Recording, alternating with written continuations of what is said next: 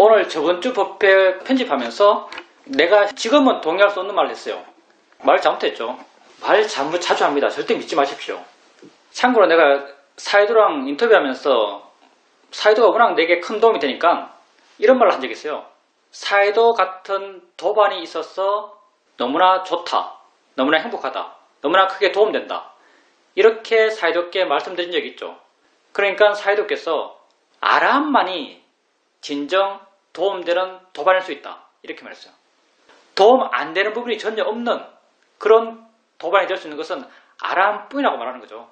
그 말도 일리가 있습니다. 맞는 것 같아요. 왜냐하면 번뇌가 있으면 불완전하죠. 불완전한 사람이 다른 사람에게 100% 도움되는 존재가 될 수가 없어요. 다 모르니까. 세상을 향한 에너지가 여전히 살아있기 때문에, 자기의 경향성이 여전히 살아있기 때문에 완전히 도움되는 자가 될 수 없죠. 완전한 도반이 될 수 없어요. 그래서 사이도께서 완전한 도반은 아람만 가능하다. 이렇게 말씀하셨어요. 나도 불완전하고 여러분도 불완전하죠. 그렇죠. 이 법회는 누가 누구를 가르친 법회가 아닙니다. 그렇기 때문에 사이도도 우리가 부르는 인터뷰 시간을, 사이도는 인터뷰 시간 이렇게 잘 안 부르죠. 사이도는 단맛 토크 시간 이렇게 말해요. 단맛 토크 시간. 당신만 말하는 시간이 아니고 당신도 일정 부분 듣는 시간이란 말이죠. 다 불완전하니까. 저번 시간에 내가 어떤 걸 했냐면요. 화나는 상황에서 화를 내는 것이 안 내는 것보다 과연 더 고통받는 것인가? 더 괴로운가? 그걸 잘 모르겠다고 말했죠, 내가. 물론 사회적으로 불교에서도 화 안 내는 것을 더 칭찬해요. 그리고 일반적으로 화 안 내는 것을 더 고통이 작다고 말해요. 업도 작다고 말해요. 근데 여러분, 세상에서 강자를 대상으로 화 안 내봤죠? 강자를 대상으로 화 안 내면은 안 내고 난 뒤에 계속 억울하고 신경질 나고 내가 싫고 그런 번뇌들도 굉장히 강하게 나거든요. 그래서 번뇌의 총량이랄까요? 고통의 총량 입장에서 과연 화날 상황에서 화낼 때 고통의 총량, 화 안 낼 때 고통의 총량, 그것에 있어서 뭐가 더 많고 뭐가 더 작다고 쉽게 단정할 수 없다라고 한 것이 저번 주의 말이었어요. 여러분 그거 이상하게 생각 안 했나요? 동의했어요 다. 근데 오늘 인터뷰 들으면서 뭘 알았냐면요. 고통이란 것은요. 총량으로 말할 수 있는 게 아니다라는 걸 알았어요. 고통이란 것은요. 총량으로 말할 수 있는 게 아니에요. 불교 수행은요. 우리가 수행하고 있죠. 무엇을 위해서? 고통을 줄이기 위해서. 우리는 수행하면서 총량으로 고통을 줄이려고 안 그래요. 우리는 수행하면서요. 이 순간의 고통을 줄이려고 그래요. 이 순간의 고통을 줄이려는 거죠. 우리가 따질 때 것은요. 화를 낼 때 더 고통스러운가? 화를 참을 때 더 고통스러운가? 이 동일한 순간에 양자의 택이 있을 뿐이에요. 그 이후의 시간은 그 이후의 문제죠.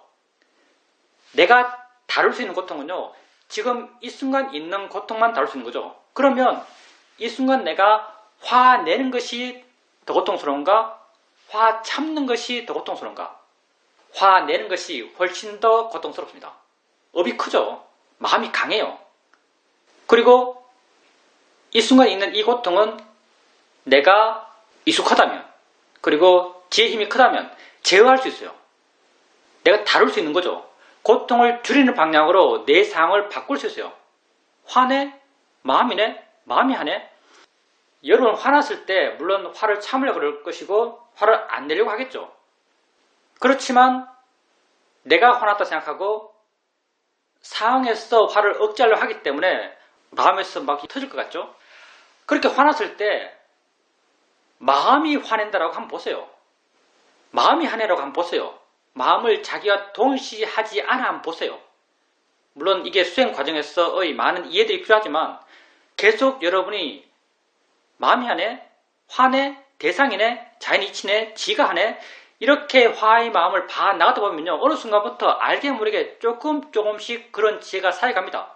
마음이 화낸다는 것, 마음이 지할 일을 한다는 것, 화가 지할 일을 한다는 것.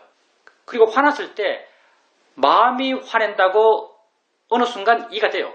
그리고 마음과 마음을 알고 있는 마음이 서로 같지 않다고 이해하고 있고 자신에게 그런 이해가 있다는 걸 스스로 확인할 수 있습니다. 그러면 뭔가 자기에게 이해 있다는 게 확인되면서요. 뭔가 마음이 자유로워요. 뭔가 마음이 다르다고 느껴져요. 좀 이상하다고 느껴질 수도 있습니다. 다 그게 지가 만들어낸 느낌이요.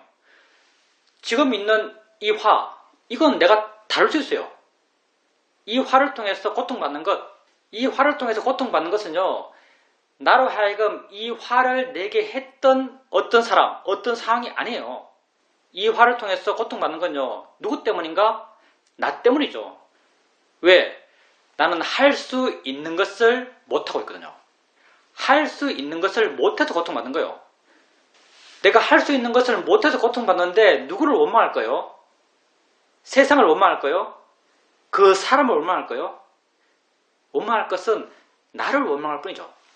여러분은 자기를 어떤 식으로 원망해야 하는가? 수행의 실천을 하는 걸로 자기를 원망하세요. 화내 마음이지 지가 하는 거지. 고통받고 있어요. 내가 지금 고통받고 있어요. 화를 통해서 고통받고 있죠. 그럼 나를 어떻게 원망할 것인가? 화내 마음이네 자연의 이치지.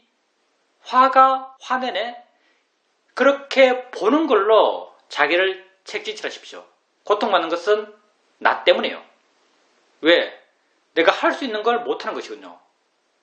해야 할 것을 안 하는 것이거든요. 그러니 누구를 원망할 겁니까? 나를 원망해야죠. 그리고 이렇게 화를 참았어요. 화를 참고 나면 당연히 강자에 대해서 나보다 우월한 사람에 대해서 부당한 대우를 받아서 화를 참았어요. 그러면 억울하죠. 억울한 마음이 일어나요. 억울한 마음은 아까 그 화와는 독립적인 거예요. 내게 일어났던 화와 이 억울한 마음은 다른 마음이죠. 다른 조건 속에서 생겨난 다른 마음이고 또 이것이 주는 고통은 다른 고통이죠. 이 마음은 일어났을 때 이 마음을 체험하는 것이고 이 마음이 일어났을 때 이 마음이 주는 고통을 받아요. 그러면 당연히 그때는 그때 해야 할 일을 하는 거죠. 마음이네? 마음이 억울해하네? 마음이 지가 뭔데 억울해하지? 그 사람 지금 여기 있지도 않은데 하면서 그때 해야 될 일을 해야죠. 고통을 줄이기 위해서. 그때 또한 그 고통받는 것은 나 때문이죠. 내가 할 수 있는 것을 못해서 안 해서 고통받는 거예요. 불교수행은 고통을 줄이기 위해서 하는 겁니다. 우리는요 정말 고통받고 싶지 않잖아요. 우리의 고통은 지금 이 순간 알아지는 것을 통해서 생겨나요. 이것밖에 없어요. 우리의 고통은 지금 알아지는 것을 통해서 생겨납니다. 이 순간 알아지지 않는 것에 대해서는요 그 어떠한 고통도 우리에겐 생기지 않아요. 여러분이 나는 지금 내게 알아지지 않는 것을 통해서 고통받는다라고 스스로 많은 사람 생각할걸요? 여기 있는 많은 분들도 내가 뭐에 대해서 고통받지? 라고 자기 고통의 원인을 따져보면요 대부분이 지금 없는 거예요. 지금 여러분에게 들리지 않고 보이지 않고 지금 여러분에게 느껴지지 않고 지금 여러분에게 생각되지 않는 것 그런 것이 여러분의 고통이라고 생각할 겁니다. 그건 여러분이 지금 내가 뭘 안다는 걸 명확히 이해하지 못했기 때문이에요. 우리는 우리 자신을 굉장히 막연하게 알거든요. 여러분이 수행에 나가면서 알아가는 것은요 다 지금 이 순간 여러분에게 알아진 것을 알아가요. 그렇게 지금 있는 느낌을 알아가고 지금 있는 소리를 알아가고 지금 있는 냄새를 알아가고 지금 있는 생각을 알아가다 보면요 이 순간 내게 진짜 있는 것이 뭔가에 대한 이해가 마음에 자연스럽게 생겨납니다. 내가 무엇을 봐야 하는지 내 고통의 원인이 지금 이 순간 알아지는 것이란 이해가 마음에 자연스럽게 생겨납니다. 이해는요 논리가 아니에요. 이해는 승화 같은 거예요. 이해는 직관이죠. 그냥 알아져요. 이건 정말 신기한 건데 누구도 말 못할 걸요. 어떻게 이런 이해가 생길 수 있는지에 대해서 누구도 말 못할 거예요. 근데 정말 신기하게요. 계속 알아가다 보면 어느 순간 이해가 돼요. 이해가 생겨나요. 없던 이해가 생겨납니다. 정말 이건 신기한 거죠. 아마 우리가 갖고 있는 수많은 잠재력들, 우리가 갖고 있는 수많은 가능성 가운데 가장 수승한 가능성일 겁니다. 왜? 그게 나를 자유롭게 하니까. 우리는 이 순간 알아지는 걸 통해서 고통받습니다. 여러분이 수행하는 것도요, 이 순간 알아지는 것으로부터 고통받지 않기 위해서 수행합니다. 처음에는 내가 지금 이 순간 무엇을 아는지도 잘 몰라요. 여러분이 너무나 단순하게 생각하고 당연히 안다고 생각하는 것, 내가 이 순간 도대체 뭘 아는가? 그것도 여러분은 잘 몰라요. 지금 내가 손을 아는가? 느낌을 아는가? 많은 분들 이게 애매할걸요. 내가 지금 엉덩이를 아는가? 느낌을 아는가? 산을 아는가? 보이는 걸 아는가? 차소리를 듣는가? 소리를 듣는가? 들리는 걸 듣는가? 이렇게 여러분이 지금 여러분에게 알아지는 것을 알아가다 보면요, 조금씩 마음이 스스로 이해합니다. 내가 논리적으로 사유에서 이해하는 게 아니에요. 마음이 스스로 이해합니다. 내가 지금 진짜 아는 것은 이거다라고. 그걸 우리는 법이라고 부르죠. 그렇게 알아가다 보면, 그리고 이러한 것들을 무상고 무아라는, 우리는 자연이치다 대상이라는 그러한 바른 견해로 알아가다 보면요, 마음 물러나고 가벼워지고 자유로워지면서 그것에 대한 이해가 자연스럽게 생겨나면서 그것으로부터 마음은 지속적으로 자유로워져 갑니다. 여러분은 여러분 스스로를 자유롭게 할 수 있어요. 여러분 스스로를 행복하게 할 수 있습니다. 지금 여러분 현재 상황이 고통스럽다면요, 그건 누구 때문도 아니에요. 물론 여러분은 세상을 원망하고 타인을 원망하는 마음이 자연스럽게 생기겠지만, 자연스럽게 생겨요. 이건 우리가 아란이 아니기 때문에. 그렇지만 분명히 아셔야 합니다. 나는 나 때문에 고통받아요. 그리고 내가 받는 고통은 내가 해결할 수 있습니다. 해결할 수 있는 걸 우리가 좀 못하는 거예요. 그리고 그렇게 해결할 수 있는 방법을 지금 여러분은 실천하고 있는 것이죠. 자신을 소중하게 생각하십시오. 여러분 할 수 있어요. 자기를 알아가고 자기를 이해가고 마음의 힘을 키워가고 그걸 통해서 알아지는 것으로부터 자유로워져 가십시오. 불교의 자유로움, 해방, 해탈, 그게 무엇에 대한 해탈이겠어요? 우리 막연하게 해탈이라고 말하지만요, 결국은 알아지는 것에 대한 해탈이에요. 알아지는 것에 대한 해방이에요. 지금 여러분이 수행하는 순간순간 하고 있는 거죠. 느낌 알면서 자연이차 물러나고, 소리 알면서 자연이차 물러나고, 생각 알면서 생각일 뿐이지 물러나고, 다 그게 알아지는 것으로부터의 제한적 해탈을 조금씩 해나가는 거죠. 다 여러분이 할 수 있는 것입니다. 하면 되는 것이에요. 이렇게 하면 되는 것들을요, 해가십시오. 여러분만이 여러분 자신을 위할 수 있습니다. 아무도 그 일을 대신해 주지 않아요. 부탁께서도 마지막에 늙으셨을 때 사람들이 자꾸 와서 묻고 어떻게 할까라고 묻고 하니까 이런 말 했죠. 너희들이 도대체 이 늙은 비구에게 더 이상 뭘 원하느냐, 이런 말을 해요. 붓다도 줄 수 없는 거죠. 나만이 나에게 줄 수 있는 거예요. 이 자유로움, 이 해방, 이 해탈은 나만이 나에게 줄 수 있는 것입니다. 여러분 스스로가 길을 갈 거예요. 지혜가 지혜의 길을 스스로 갈 것입니다. 사이도께서 이렇게 말씀하셨습니다. 세상을 둘로 나누면 대상과 마음이다. 이렇게 말해요. 세상을 딱 둘로 나누면 대상과 마음이다. 이런 말을 해요. 이 말을 맨 처음 들었을 때는 도대체 그 말이 뭔지 전혀 몰랐어요.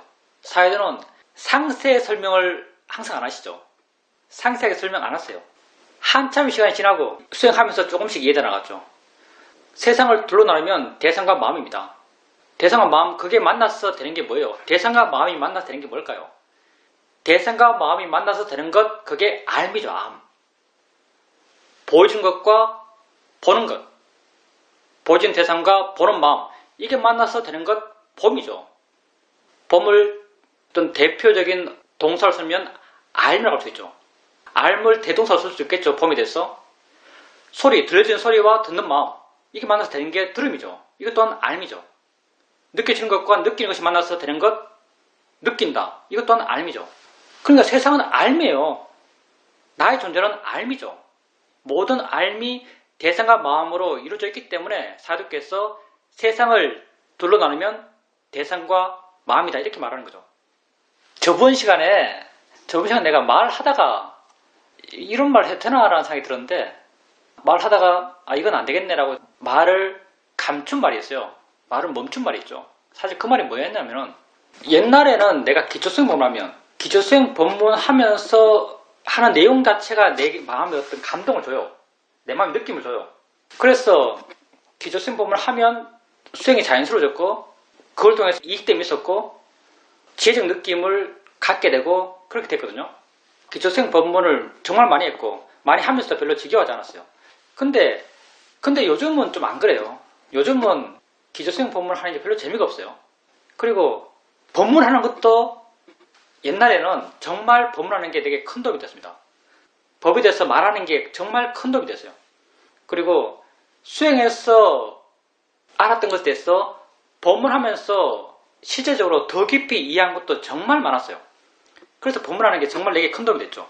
근데 요즘은 법문하는 것도 크게 도움되는 느낌이 안 들어요. 이제 이 말에 여러분 들으면 별로 안 좋아할 것 같아서 내가 말을 안 했는데 법문하는 것도 별로 큰 도움이 안 돼요. 내가 왜 이럴까라고 한번 생각해 봤어요. 요즘 왜 이렇게 기초수행 법문 이렇게 해도 별로 도움된다는 느낌이 없고 법문하는 것에 대해서도 별로 그렇게 도움된다, 가치 있다, 의미 있다라고 느끼지 않는가. 물론 나의 생각이에요. 내 수행 과정에서. 왜냐하고 생각해보니까 내 수행을 진행해서 언어적 의미를 많이 떠난 느낌이에요. 언어적 의미를 많이 떠났다는 게 무슨 말이냐면 예를 들어서 말을 할 때 대상이라고 말하면 내가 지금 수행해서 어떤 실제한 법을 알아가면서 내가 이해했던 이해의 수준에서는 이걸 어떻게 표현할 수 있냐면요. 대상과 마음은 그냥 서로 상으로 조건되어서 이것이 이것의 조건이 되고 이것이 이것의 조건이 되어서 조건되어 순간 존재하고 조건 다음에 순간 사라지는 거예요. 서로 있었다가 서로 없어지는 거예요. 그냥 있는 거죠. 있는 것. 지금 내가 이해하고 있는 수준에서는 이래요. 물질 또한 조건돼서 있고 조건돼서 없어요. 있음과 없음을 뿐이지 이렇게 수행을 설명할 때 설명하지 않거든요. 어떻게 설명하는가? 널 향해 온다. 안다, 알아진다 이렇게 말해요. 안다, 알아진다. 어떤 말은 언제나 변화적인 것, 진행적인 것, 활동적인 것 그런 걸로 설명을 해요. 근데 이게 내가 실제적으로 수행해서 이해한 그것과는 좀 맥락이 다른 느낌이에요. 설명하려고 하면 이렇게밖에 설명할 수 없는 거죠. 본다, 보인다. 듣는다, 들린다. 느낀다, 느껴진다. 근데 내가 실제 이해하는 것은 이름 없고 모양 없고 듣는다, 본다, 느낀다 이런 의미도 무의미해졌고 그냥 조건되어 있고 뭐 생기는 게 아니고요. 조건되어 있고 조건되어 없는 거예요. 서로 상으로 서로가 서로의 조건이 되어서 함께 있고 함께 없는 거죠. 함께 있고 함께 없어요. 순전히 내가 내 상태를 표현하는 거예요. 법의 실체에 대해서 실제라는 것에 대한 실체에 대해서 좀 더 깊이 이해하게 되니까요. 말로 그걸 설명하는 것이 별로 의미 있게 안 느껴져요. 표현하자면 좀 구차하다 그럴까? 뭐 보여준다, 본다. 뭐 생각한다, 생각하는 마음이다. 그래서 요즘 이런 데 대해서 좀 의미가 많이 희석된 것 같아요. 물론 여러분이 뭐 그럼 어떡하지? 라고 할 필요는 전혀 없고요. 그렇게 느껴진다는 거죠. 내 느낌이. 또 변할지 모릅니다. 계속 변하니까. 근데 정의, 이름 그것에 대해서는 정말 많이 떠난 것 같아요. 하나로 많이 규율된 것 같아요. 뭐 표현하자면 만법 규율에서 많이 규율된 것 같아요. 이게 다 내 말입니다. 객관적으로 정말 그런가 라고 증명될 수 있는 게 아니에요. 내가 말하고 있는 내 상태입니다. 그러니까 만법 규율에서 규율됐다고 한다면 법을 말할 때는 만법으로 말해야 돼요. 이거 비슷하겠죠. 규율 쪽에 무게중심이 있는데 말로 하면 만법을 이야기하는 거예요. 그러니까 뭔가 에너지가 덜 느껴지죠. 옛날에 비해서. 질문입니다. 사람들에겐 기대와 바람이 있습니다. 지금 만약 어떤 안 좋은 일이 생겼다면 우리는 액땜했네, 이제 앞으로 나쁜 일이 생기지 않겠네라고 생각합니다. 미래에 대해서 항상 기대하고 잘 될 걸 원합니다. 이런 마음이 우리 삶에 어떤 힘이 되기도 합니다. 이런 것에 대해서 우리는 어떻게 바라보는 것이 바른 방향일까요? 예, 그런 것에 대해서 그런 것을 하는 것 자체가 옳고 그르고가 아니에요. 조건을 그래 하니까 상황 맞춰서 잘 되면 좋겠다는 마음이 있고 잘 되게 갔다고 기대하고 그걸 통해서 어떤 마음의 위안을 찾고 마음의 또 굳건함을 찾고 하겠죠. 그렇게 하는 것은 전혀 문제가 안 되죠. 그게 나쁜 게 아니에요. 그냥 마음 조건에서 마음의 지가를 사는 거예요. 그냥 그렇게 하도록 내버려 두세요. 단지 그것이 옳고 그름을 따지지 마시고요. 그게 있으면 있다고 아는 것. 우리는요, 1차적으로 일어나는 것을 안 따져요. 화나면 화나고요. 욕심나면 욕심나고요. 초조하면 초조하고요. 기대하면 기대하고요. 바라면 바라고요. 일어나는 것은 그냥 일어날 대로 일어나라고 하세요. 그것이 옳다 그러다고 말하잖아요. 근데 일어나면 알아야죠. 아는 것이 우리의 전문이에요. 일어났어요. 그럼 알아요. 알면 우리는 끊임없이 말하잖아요. 바른 쪽을 끊임없이 말해요. 그리고 이 수행을 오래 하신 여러분은요, 조금씩 그런 바른 견해가 마음에 자리 잡았을 거예요. 좀 굳건해져 갈 겁니다. 그렇게 일어나는 것을 보는 순간 보살님이 의식하든 의식하지 않든 그것과의 동일성이 약해질 것이고 그것을 알게 모르게 조금씩 일어난 그 자체로 반응할 거예요. 일어나면 아세요. 그리고 이렇게 알아가는 것이 모든 것의 균형을 맞춥니다. 그 한 케이스 한 케이스의 옳은 그름을 따질 게 아니고요. 한 케이스 한 케이스는 마음의 조건 따라 일어날 겁니다. 그게 일어나면 보살님은 알고 그리고 바르게 알려고 하세요. 그러면 전체적인 보살님의 마음이 바른 방향으로 변해갈 거예요. 그게 보살님에게 힘을 주고 보살님에게 행복을 준다면 그 힘들이 더 강해질 것이고요. 그게 보살님을 더 고통스럽게 하고 보살님을 더 괴롭게 한다면요. 그 힘은 약해질 거예요. 질문입니다. 어떨 땐 그런 마음들에 대해서 대상이야, 자니치야, 마음일 뿐이야 라고 보게 되면 쉽게 떨쳐버릴 때가 있습니다. 그렇지만 또 어떤 때는 그것의 힘이 아주 강해서 끈질기게 내 마음에 살아있어서 계속 내 마음을 흔들 때가 있습니다. 그럴 땐 그런 기대 내지는 욕심의 마음이 있다는 것에 대해서 스스로 자책하고 불만족스럽고 불교생을 하는 사람으로서 마땅치 않다라고 스스로를 책하기도 합니다. 자책 부분 있지 않습니까? 자책할 필요 없어요. 우리 다 중생이죠. 여기 성인 없죠? 성인이 여기 있을 리가 없습니다. 내가 성인이 아닙니다, 여러분. 나 성인이 없을 거예요. 여기서 성인 없어요. 다 중생들이죠. 중생에게 번뇌가 일어나는 것은 너무나 자연스러워요. 중생이 욕심내는 것은 너무나 자연스러워요. 중생이 화내는 것은 너무나 자연스럽습니다.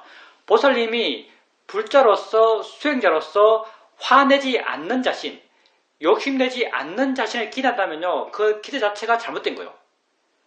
화내는 보살님이 자연스럽고요. 욕심내는 보살님이 자연스럽고요. 바라는 보살님이 자연스럽습니다. 보살님이 수행자로서 스스로의 정체성, 스스로의 어떤 그 고귀함을 찾는 것은요. 일어난 걸 아는 순간이에요. 화난 것, 욕심난 것, 거기에 문제가 있는 것이 아니고요. 화나고 욕심난 것을 아는가 모르는가 여기에 문제가 있어요. 일어난 걸 안다면 보살님은요. 불자로서 수행자로서 훌륭한 그 순간을 보낸 것이고요. 그리고 그걸 또 바르게 알려고 한다면 그때 보살님 마음에 지혜가 있는 거예요. 알아지는 것을 어떻게 대처하는가 이게 불교예요. 알아지는 이 자체가 이 알아지는 것이 이렇게 되면 안 돼. 다르게 돼야 돼. 알아지는 이게 없어져야 돼. 알아지는 이게 더 좋게 바뀌어야 돼. 이게 불교가 아니에요. 불교는 알아지는 것 이건 안 다뤄요. 알아지는 것은요. 이건 상수 같은 거예요. 그냥 주어지는 거예요. 화났다. 화 이건 주어지는 거예요. 욕심 이거 주어지는 거예요. 초조함 이거 주어지는 거예요. 공포 이거 주어지는 거예요. 이걸 어떻게 대처할 건가 이게 불교가 말하고 있는 거예요. 이것에 대해서 우리가 바르게 대처하는 것 이걸 갖고 우리는 수행한다 그러고요. 바르게 대처해 나가면요. 나중에 우리가 그 인과를 모르지만 나중에 알아쳤던 것 이것도 변해가요. 이건 결과적 측면이에요. 이것도 나중에는 변해가요. 근데 수행 과정에서 우리는요. 이걸 변화시키려고 하지 않아요. 수행 과정에서 우리는요. 오직 이것만 다뤄요. 이것만. 알아진 것을 아는 쪽 이쪽만 다루는 거예요. 이쪽을 다루면서 여기에 영향을 주는 게 바로 바른 견해예요. 자니치야 하면 물러나죠. 뭐가 물러나겠어요? 이게 물러나는 거예요. 대상이야 하면 물러나요. 그것일 뿐이라 하면 이게 부드러워져요. 이게 변하는 거예요. 이걸 어떻게 변화시킬 것인가, 이게 불교가 말하고 있는 것이고 수행이 말하고 있는 것이에요. 그러니까 보살님이 이쪽을 바르게 바꾸기 위해서 애쓴다면, 그런 어떤 행위를 한다면요, 훌륭한 불자고 훌륭한 수행자입니다. 이걸 하려고 하세요. 이쪽 알아지는 쪽은요, 그냥 상수예요. 상수. 이건 주어지는 거예요. 이쪽에 대해서는 고민할 필요가 없어요. 그러니 화내는 자신을 수용하고요, 욕심내는 자신을 수용하고요, 기대하는 자신을 수용하십시오. 다 이렇게 해요. 그리고 이건 전혀 문제가 아닙니다. 이쪽만이 문제예요. 이쪽을 하세요. 이쪽을. 아는 쪽. 질문입니다. 스님의 법문을 들으면서 수행이라고 하는 것이 알아지는 것을 알아가는 데 있다는 것을 저도 이제 이해할 수 있을 것 같습니다. 그래서 화가 났을 때 화 있다, 마음이다 라고 알 수 있고, 욕심 났을 때 욕심이다, 마음이다 라고 알 수 있습니다. 그런데 제게 문제가 되는 것은 불안한 마음이 있을 때입니다. 마음이 불안해지면 저는 그 원인을 찾습니다. 그리고 그 원인을 알아질 때가 있습니다. 보통 그 원인들은 가족에게 안 좋은 일이 있었거나 또 누가 뒤에서 나에 대한 험담을 했거나 하는 것들입니다.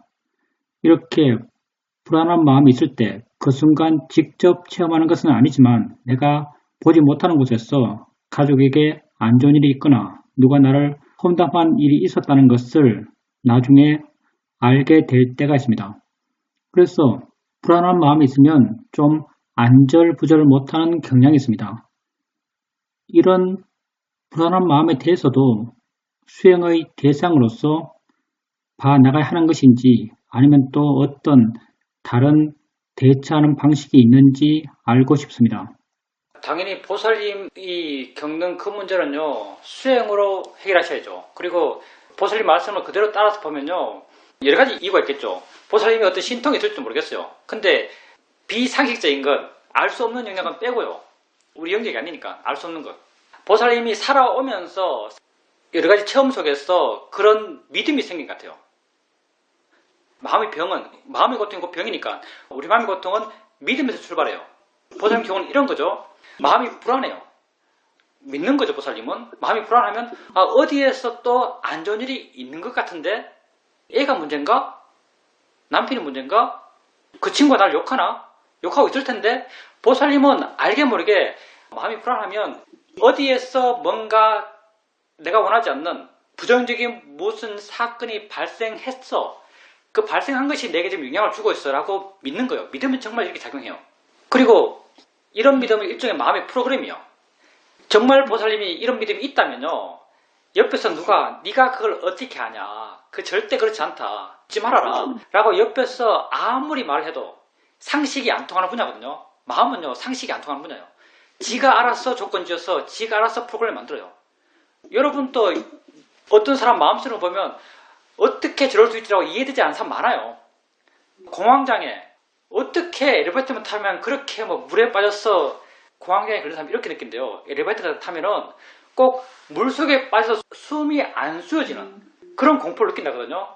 다 마음이 조건 지어서 만드는 거예요. 일반적인 보통 사람에게 어떻게 그럴 수 있지라고 이해되지 않아요. 그 사람에게 야, 공포스러울 필요 없어, 아무것도 아니야, 여기 공기 많아, 산소 많아, 아무리 그렇게 해봐야 실제 그런 공포를 느끼고 그걸 꼭 진짜 자기가 직접 느끼는 체험처럼, 느낌처럼 느끼고 있는 사람에게는 아무 소용이 없어요. 마찬가지로 보살님에게 누가 야, 네가 지금 직접 알아지지 않는 것을 어떻게 알아? 근데 왜 그걸 믿으라고, 왜 그렇게 믿냐, 믿지 말아라고 말한 데서 그게 별로 효과가 없어요. 왜? 믿으니까. 그게 보살님 마음의 조건이거든요. 보살님이 지금 마음이 불안하다 싶으면 어디에서 뭔가 잘못된 모양이라고 생각하는 거예요. 그리고 그걸 믿어요. 잘못된 게 분명히 있으라고 믿는 거죠. 그러니까 그게 영향을 주고 보살님은 더 불안한 거예요. 어떻게 해결할 것인가? 불안할 필요 없어. 아무리 해봐야 별 소용이 없을 겁니다. 왜냐하면 프로그램은 이미 형성되어 있기 때문에. 그런 인풋이 들어오면 자연스럽게 그런 아웃풋이 나가는 거예요. 당연히 이걸 해결하는 것은요, 수행은 분명하게 그 해결책을 보여줘요. 수행은 어떻게 해결하는가? 불안한 마음이 있어요. 있으면 우선 내가 불안하다는 방향으로 보지 마세요. 불안한 마음은요, 독립체예요. 아까 보살님이 화냈을 때 내가 화났다, 욕심났을 때 내가 욕심난다, 이렇게 아는 것이 쉽다고 하셨는데, 그게 기본적으로 아는 방식으로 틀렸어요. 화는 독립체고요, 욕심도 독립체예요. 욕심이 욕심내는 거예요. 화가 화내는 거예요. 불안이 불안해하는 거예요. 내가 불안한 게 아니에요. 불안한 마음이 있을 때 불안이 불안한다. 마음이 하네. 불안한 마음을 나와 동의하지 마세요. 불안한 마음을요, 그냥 마음 그 자체로 봐나갔어요. 그게 기본적으로 바라보는 방식이에요. 그리고 이렇게 바라보는데 도움되는 게요, 이건 마음이지, 마음일 뿐이지, 내지는 자연의 이치지, 알아지는 대상이지 라고 바른 견해를 일으키는 것, 그게 그 불안한 마음과 나와의 동의시를 약화시켜요. 그 약화시키는 것이 내 마음의 느낌으로는요, 물러나는 느낌으로, 가벼워지는 느낌으로 느껴져요.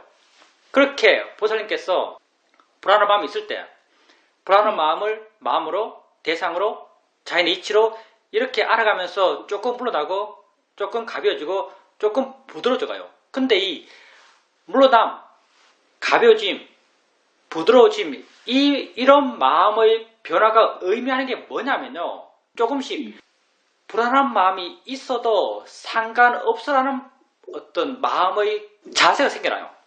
그게 물러나면 나타나고요, 그게 가벼워지면 나타나고, 그게 부드러워지면 나타나요. 점점 불안한 마음에 대한 이해가 깊어지고, 불안한 마음을 마음으로 이해하고, 그렇게 해나가다 보면요, 나중에는 불안한 마음이 있어도 상관없다는 마음이 돼요. 불안한 마음이 있어도 상관없어라는 마음이 되면요, 그런 불안한 마음이 있으니까 어디에서 뭔가 잘못된 게 생겼겠다라는 그런 마음의 믿음도 사라집니다. 믿음 때문에 생긴 문제예요. 믿으면 마음이 그렇게 돼요.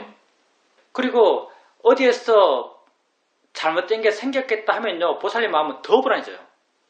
더 불안해진 것은요, 보살님에게 더 큰 고통을 주는 거죠. 그러니까 그렇게 불안한 마음이 있을 때 그걸 대상으로 수행하십시오. 내가 불안한 게 아니고요, 그냥 불안한 마음이 스스로 있을 뿐이에요. 질문입니다. 경전에 보면 무수의 불처럼 혼자서 가라라는 말이 있습니다. 그 말의 의미가 점점 내 삶에 녹아든다라고 느껴집니다. 오늘 또 아들이 와서 함께 옛날 이야기를 많이 했었는데, 이야기를 하면서 내가 느끼는 것은 옛날에는 왜 그렇게 어리석었을까? 옛날에는 어떻게 그렇게 다른 사람의 말, 주변 상황에 내가 끊임없이 흔들렸을까라고 생각되었습니다. 그런데 옛날과 비교해서 지금의 나의 삶을 보면 내가 느끼기에 삶이 안정화되었고 굳건해졌고 주변의 영향에 크게 자극받지 않습니다. 내 갈 길을 내가 간다라고 느껴집니다. 내 삶에서 뭐가 바르고 무엇을 해야 하는지 내 스스로 알고 그렇게 살아가려고 하고 있는 듯합니다. 그래서 삶의 방향성이 분명하다고 느껴집니다. 이렇게 된 것이 다 이 수행 때문에 그렇게 되지 않았나 생각합니다. 경전 내용에 대해서 이거다라는 확실한 설명은 없죠, 사실요. 근데 사람들이 보살님 말씀이 굉장히 설득력 있네요. 보살님 말씀이 굉장히 설득력 있습니다. 무수의 불처럼 혼자서 가라, 이건 함께 수행할 도반이 없다면, 함께 바른 길을 갈 도반이 없다면 혼자서 바른 길을 스스로 가라, 이 정도로 설명하죠. 보통 무수가 코뿔소죠. 코뿔소 뿔이 하나라서 함께 수행할 사람이 없다면, 함께 바른 길을 같이 갈 사람이 없다면 너 혼자서 그 바른 길을 가라라는 그런 의미로 많이 씁니다. 근데 보살님 말씀이 이런 일반적인 설명보다 훨씬 더 깊이 있는 것 같아요. 정말 무수의 불처럼 혼자서 갈 수 있습니다. 근데 보살님이 이전에 중심 없고 휘둘리고 뭐 귀가 얇았고 왔다 갔다 했고 했던 과거를 생각해보면 마음이 아픕니까? 질문입니다. 어처구니가 없습니다. 어떻게 그렇게 어리석었을까라는 생각이 듭니다. 여러분이 과거에 그게 만약 보살님 개인적인 영역에서 머문다면 그냥 어쩔 수 없을 수 있겠죠. 또 어떤 경우는 그게 다른 사람에게 아주 큰 피해가 될 수 있어요. 다른 사람에게 큰 피해를 준 어떤 결과로서 나타날 수도 있겠죠. 근데 어찌됐든 과거의 무엇 때문에 지금 괴로울 건 없어요. 과거에 정말 우리는 많이 어리석어요. 지금보다 훨씬 더 어리석었을 거예요. 여러분은 지금 수행하면서 많이 현명해졌죠. 많이 지혜로워졌어요. 수행하지 않았던 과거에 여러분은 많이 어리석었고 많은 어리석은 행과 말을 했어요. 그걸 통해서 여러분 자신도 고통받았고 다른 사람에게도 지금보다 훨씬 더 많은 고통을 줬을 거예요. 이전에 여러분이 얼마나 고통받았던, 이전에 얼마나 여러분이 남을 고통스럽게 했던 그것 때문에 지금 고통받을 필요는 없어요. 왜냐하면 그때 마음은 그때 마음 조건 속에서 일어났고 그때 받아야 할 고통은요, 그때 받았어요. 남에게 욕하면서 여러분 고통받았고요. 그때 남에게 욕 들으면서 여러분은 고통받았어요. 그때 응당히 받아야 할 고통은 그때 받은 거죠. 과거의 일 때문에 지금 고통받는다면요, 그건 과거의 일 때문에 지금 받는 게 아니에요. 과거의 일 때문에 지금 고통받는다면 그건 지금 여러분에게 있는 어리석음이 여러분에게 주는 고통입니다. 어리석음, 모아도 여러분을 괴롭게 해요. 그러니 과거의 일 때문에 지금 고통받는다면 그건 지금 있는 어리석음 때문이지 과거의 그 일 때문이 아니에요. 과거 때문에 여러분은 전혀 고통받을 필요가 없습니다. 왜?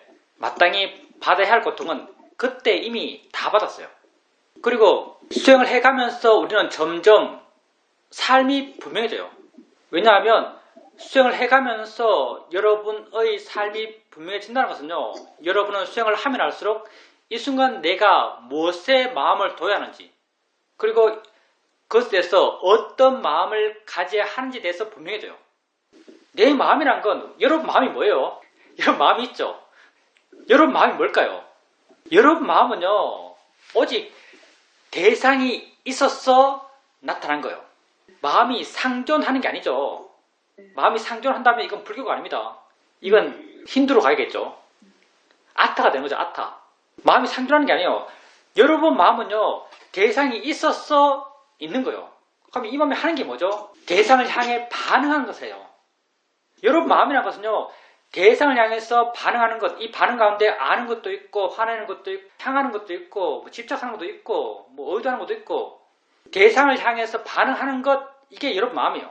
지금까지 수행하지 않을 때 여러분은요, 대상을 향해서 반응하는 마음이 주먹국으로 일어났어요. 대상을 향해서 어떤 반응을 해야 하는지, 어떤 방향에서 일어나야 하는지 전혀 기준이 없었죠. 일어나면 일어나는 대로, 되어지면 되어지는 대로 그렇게 살아왔죠. 근데 여러분 수행하잖아요. 수행이라는 게 뭐겠어요? 수행이라는 것이 대상이 돼서 어떤 마음을 일으킬 것인가, 거기에 이미 바른 정답이 있고 지혜라는 정답이 있는 거죠. 대상이 돼서 어떤 마음을 일으킬 것인가, 어떤 마음을 일으켰을 때 내가 더 행복한가, 내가 더 고통이 작은가, 내가 덜 고통받는 방향으로, 내가 행복한 방향으로 마음을 일으켜가는 것, 그게 우리가 수행하는 거예요. 수행을 하면 할수록 이런 마음을 일으켜가는 데 익숙해요. 그리고 수행을 하면 할수록 순간순간 대상을 향해서 마음이 반응할 때 그런 마음을 일으키는 데서 스스로 확신해요. 이런 마음을 이렇게 한다, 이게 옳다, 이게 바르다는 확신하는 거죠. 이런 확신이 바로 여러분의 삶의 확신이고요. 그게 여러분 마음을 굳건하게 해요. 왜? 지금 나는 확신하니까 난 흔들리지 않아요. 그리고 지금 나는 이렇게 살고 있는 나에 대해서 분명해요. 그러니 당연히 주위의 그런 환경들, 다른 사람의 말들, 그런데 휘둘리지 않겠죠. 굳건한 것이고, 이런 삶의 방식을 부탁해서 무수의 뿔처럼 혼자서 가라라는 그런 말로 표현했는지도 모릅니다. 근데 이런 건 설명이 없어요. 책에는 이런 게 안 나와요. 근데 보살님 말씀하신 이게 훨씬 더 깊이 있는 것 같아요. 정말 무수의 뿔처럼 혼자서 가는 삶을 살게 됩니다. 이런 확신은요, 내 밖의 무엇에 대한 확신이 아니에요. 내 밖의 세상, 내 밖의 어떤 사람에 대한 확신이 아니에요.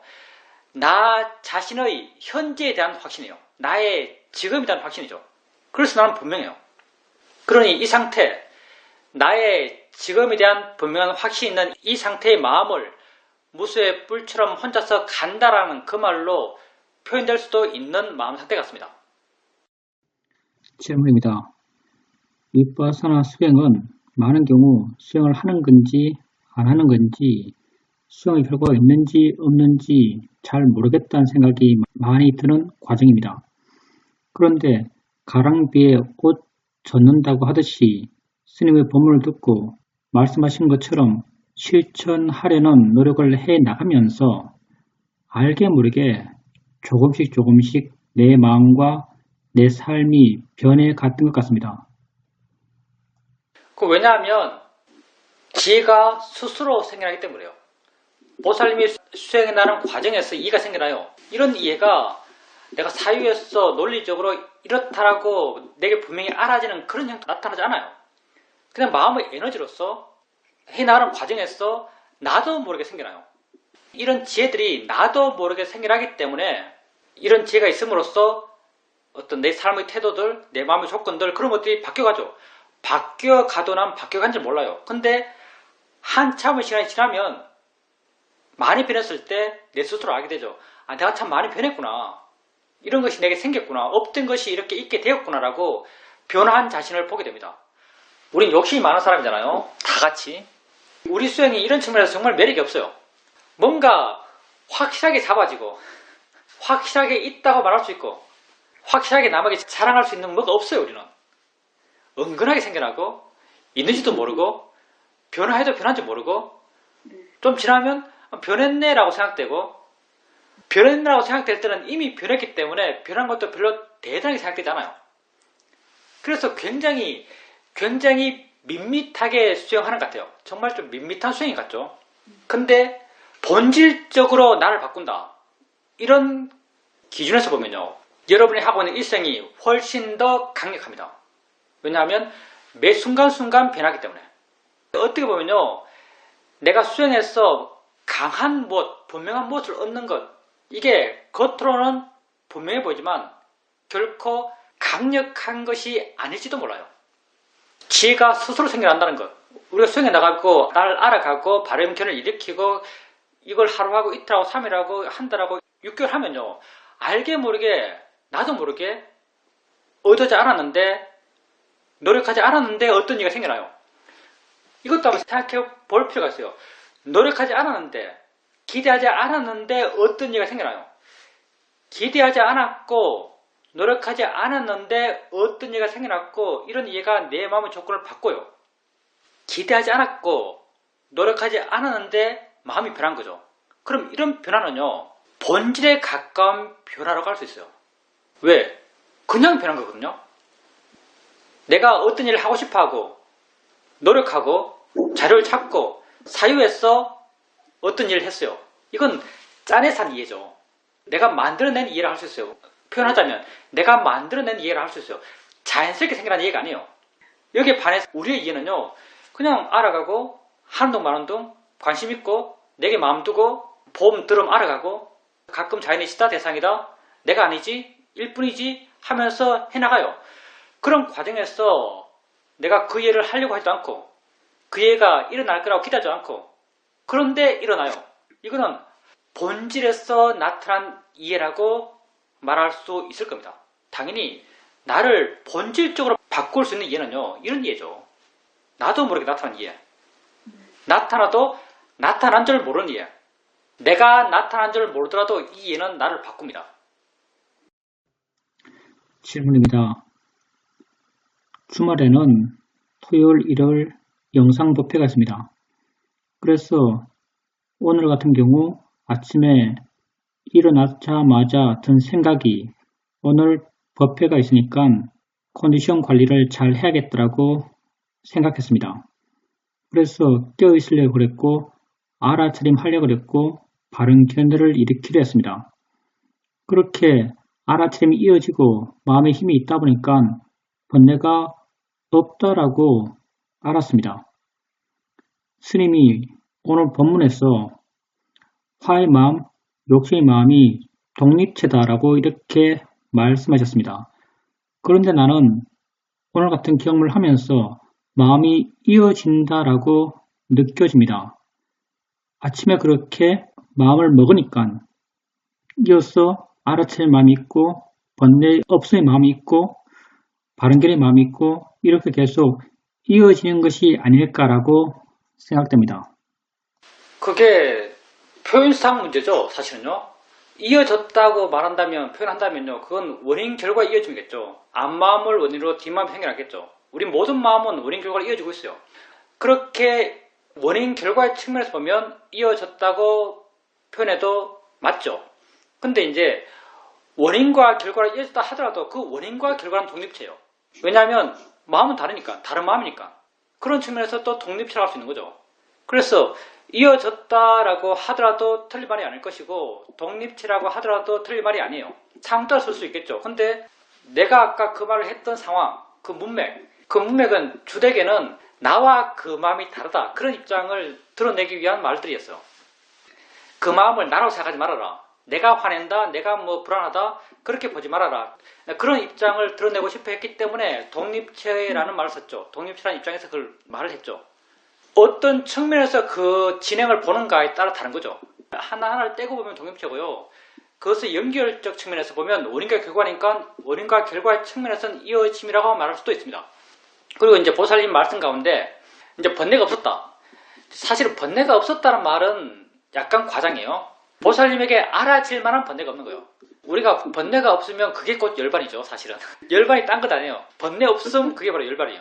그러니까 보살님에게 알아질 만한 번뇌가 없는 것이고, 번뇌가 일어나면 보살님이 바로바로 어떤 대처를 했겠죠. 자연이 지하 대상이야? 마음일 뿐이야? 지가 지휘를 하는 거야? 이렇게 대처하면서 쉽게 사라지고, 그러니 번뇌가 없다기보다는 수행을 꾸준하게 한 것, 꾸준하게 해서 큰 번뇌가 일어나지 않은 것, 보살님에게 번뇌다고 분명히 알아지는 그런 큰 번뇌가 일어나지 않았던 거죠. 보살님이 수행을 잘 하셨기 때문에, 계속 알아침이 이어졌기 때문에 그럴 겁니다. 그리고 이제 쉰다는 것. 인터뷰할 때 오늘 피곤해서 쉬었습니다라고 이렇게 말하면 사회도 이런 말 하죠. 너 진정 쉰다는 게 뭔지 모르는구나. 진정 쉰다는 건 번뇌를 쉬는 것이 진정 쉬는 것이다. 이렇게 말해요. 번뇌를 쉬는 것이 진정 쉬는 것이다. 번뇌를 쉬는 것, 그게 딴 것도 아니죠. 마음의 고통이 없는 거예요. 마음의 고통을 줄이는 것, 그게 진정 쉬는 거죠. 육체적으로 쉬는 것보다 훨씬 더 본질적인 것입니다. 번뇌를 쉬는 것이 진정 쉬는 것입니다. 번뇌를 쉬는 데 있어서 가장 효과적인 것, 그게 우리가 하는 수행이고요. 우리는 번뇌를 줄이는 수행을 하죠. 고통을 줄이는 수행을 합니다. 그러니 보살님께서 이렇게 오늘 하루 종일 수행을 하셨고, 큰 번뇌가 거의 일어나지 않았고, 당연히 마음이 많이 쉬었고, 그러니 지금 또 마음이 활짝 이렇게 피어 있을 수 있는 거죠. 질문입니다. 인터뷰를 들으면서 도반들의 이야기를 듣게 되면 도반들이 하는 말들이 구체적인 상황이나 관념적 내용들은 나의 경우와 다르지만 실제 그 안의 흐름, 의미는 나의 일상의 삶의 내용 내지는 수행의 내용과 똑같다라고 느껴집니다. 누가 딸의 이야기를 한다면 그건 내가 살면서 아들과 관계한 어떤 상황과 똑같고, 화 이야기한다면 그게 내가 일으켰던 경험했던 욕심을 넣으면 똑같고, 이렇게 다 맥락은 다 같다라고 그렇게 알아집니다. 어떻게 보면 그게 당연한 건데, 내용적으로 같다 이런 측면보다는요, 보살님이 보살님 자신을 분명히 알고, 보살님이 하고 있는 수행이나 보살님이 하고 있는 삶, 그 사람에 대한 보살님의 태도, 어떻게 봐야 한다는 바람 방향성, 그런 것에 대한 이해가 분명하면요, 그런 것에 대한 이해가 아주 확고하면요, 모든 게 그 시각에서 이해가 돼요. 왜냐하면 밖에서 주어진 이야기들은 관념들이거든요. 사실 해석의 여지가 많은 것들이에요. 보살님이 갖고 있는 확고한 시각, 그 시각에서 보면요, 다 그 시각으로 봐줘요. 내가 수행을 하기 전에, 사실 나는 쇼민 수행하기 전에는 불교가 뭔지 하나도 몰랐다고 내 스스로 생각합니다. 내가 사이도를 만나기 전에 경전을 거의 싹 다 읽었죠. 그때도 경전을 안다고 생각했어요. 모르는 내용도 많지만. 그때는 정말 이야기를 따로따로 독립체로 이해했어요. 이 파트 나오면 이 파트 읽고, 이 내용은 이 내용도 읽고. 근데 사이도랑 수행하고 실천 수행이 이런 거라고 이해하고, 그걸 통해서 또 나에 대해서 이해하고, 내가 어떻게 살아야 되는가, 무엇이 바른가에 대한 바람에 대한 방향성이 생기고, 그렇게 어느 정도 내 주관이 생긴 상태에서 경전을 보니까요, 경전에서 말하고 있는 모든 게 다 내가 하고 있는 거예요. 내가 하고 있는 걸 경계해서 수많은 다른 표현들, 다른 상황들, 다른 인물들을 대상으로 이야기하고 있는 거죠. 내가 하고 있는 것에서 분명해지니까요. 모든 게 다 이 시각에서 보여요. 이 시각을 볼 수 있어요. 그것처럼 보살님도 보살님이 하고 있는 것에 대해서 분명해지니까 다른 사람 말들도, 다른 사람 행위들도, 상황들도 다 보살님의 상황에 비춰서 다 이해가 돼요. 그렇게 볼 수 있습니다. 그리고 그렇게 봐져요.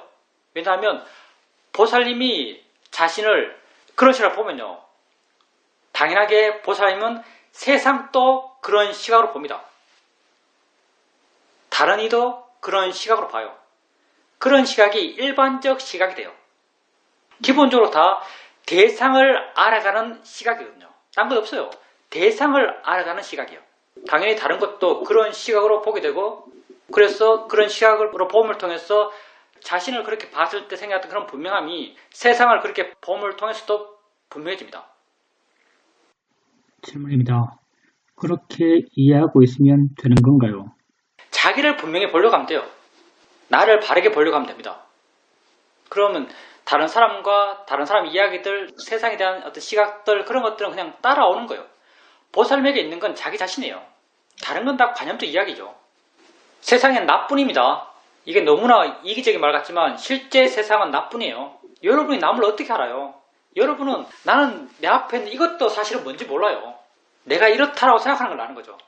나는 내가 아는 세상 속에 살아요. 너무나 분명하죠. 나는 내가 아는 세상 속에 살아요. 난 객관 세상 속에 사는 게 아니에요. 난 이걸 아는 게 아니죠. 난 이걸 아는 게 아니에요. 내 눈에 부딪힌 걸 아는 거죠. 내 눈에 부딪힌 건 이게 아니죠. 나는 내가 아는 세상 속에 살아요. 내가 아는 세상은 내가 만든 거죠. 내가 해석해서 만든 거잖아요. 그러니 세상을 내가 만들었죠. 각자 우리는 내가 만든 세상 속에서 주인공들이에요.